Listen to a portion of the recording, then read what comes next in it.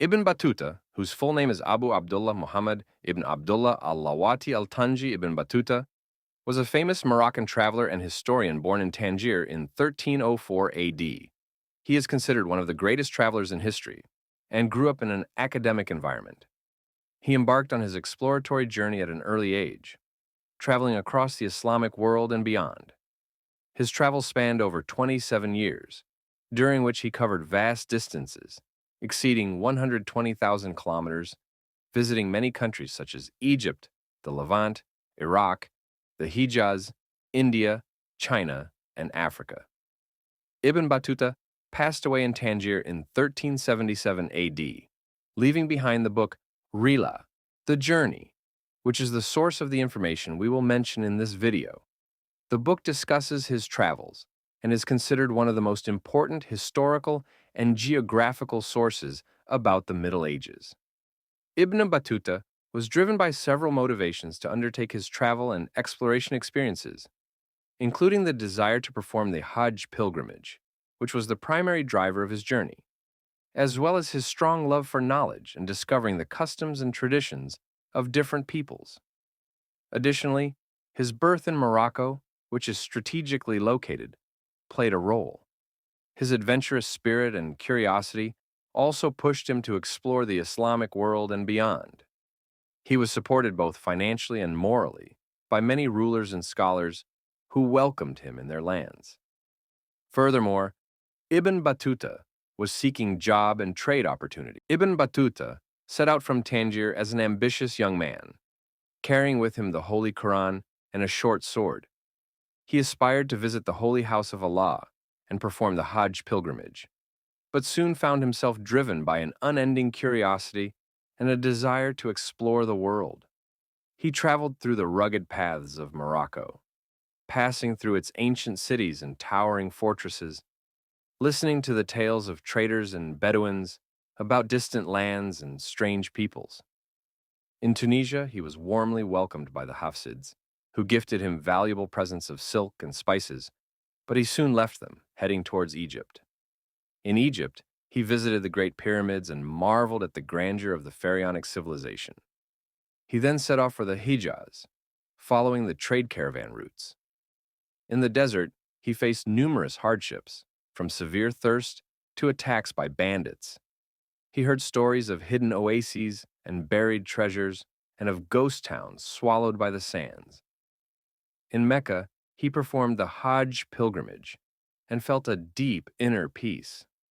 After the Hajj, Ibn Battuta decided to continue his journey. He visited Medina and stood in reverence at the Prophet's grave. He then headed to the Levant, witnessing the beauty of Damascus and Aleppo. He listened to stories of wars and conflicts, of love and betrayal. In Baghdad, he visited the House of Wisdom and reflected on the knowledge and wisdom amassed by Muslim scholars. From Baghdad, Ibn Battuta set off for Persia, where he visited its ancient cities, such as Shiraz and Isfahan.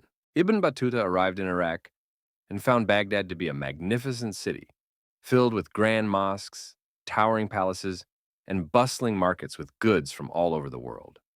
He wandered through its streets, gazed at the Tigris River, and listened to storytellers recounting the city's rich history and civilization. He then headed to Basra, the commercial city that served as Iraq's gateway to the Arabian Gulf, witnessing the prosperity of its maritime trade. Afterwards, Ibn Battuta decided to travel to Yemen, arriving in Aden, the coastal city that was a hub for maritime trade in the region. He was astonished by its white stone architecture and ancient markets filled with spices and incense. He then boarded a ship heading to the East African coast, visiting several cities such as Mogadishu and Zanzibar. He described Mogadishu as a large city with high walls and thriving markets, noting the generosity and bravery of its people. As for Zanzibar, he was captivated by its natural beauty, scattered islands in the Indian Ocean, and diverse cultures. During this journey, Ibn Battuta listened to many stories and tales about sailors and traders, and about life in these distant lands. He heard about sea legends sailors' experiences with storms and rough waves. After leaving Persia, Ibn Battuta arrived in India, where he was warmly welcomed by Sultan Muhammad bin Tughlaq. The Sultan was impressed by Ibn Battuta's intelligence and eloquence, appointing him as a judge in one of the Indian cities. At that time, India was experiencing a period of political turmoil, with the Delhi Sultanate expanding and facing challenges from other Indian kingdoms.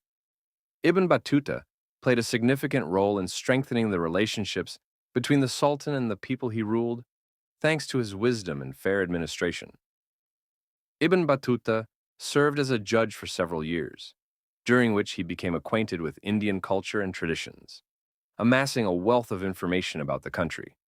He described India as a vast land with great diversity in climate, people, and cultures. He mentioned seeing huge elephants, strange fruits, and enjoying basmati rice and Indian spices. He also described the Hindus with their rituals and temples, and the Muslims with their imams and mosques. However, Ibn Battuta's tenure in India did not last long. He left after a relatively short period, leaving a clear mark on Indian history. After Ibn Battuta left China, he returned to the Islamic world and headed to Al-Andalus, which is present-day Spain, that jewel which illuminated the western sky with its cultural radiance. Ibn Battuta described Al-Andalus as a piece of paradise on earth, with flowing rivers, lush gardens, and magnificent palaces that reflect the blend of Eastern and Western cultures. Perhaps the most striking thing for Ibn Battuta in Al-Andalus was the city of Granada, which he described as the bride of Al-Andalus. He lived there for a period, wandered through its streets and narrow alleys, and marveled at its beauty and charm.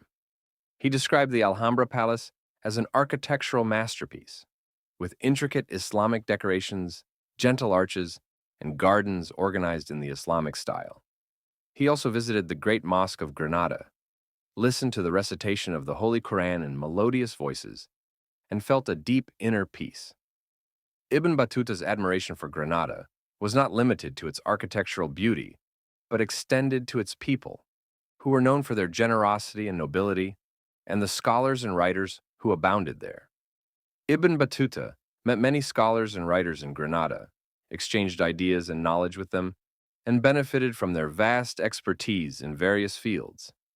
Despite the continuous threats from Christian kingdoms, Ibn Battuta found in Al-Andalus an atmosphere of security and stability, which allowed him to enjoy its beauty and charm and delve into the study of religious sciences, philosophy, and literature. I couldn't mention all his travels, but I tried to give you a small part of his life. If you are interested in history, Ibn Battuta's book is suitable for you.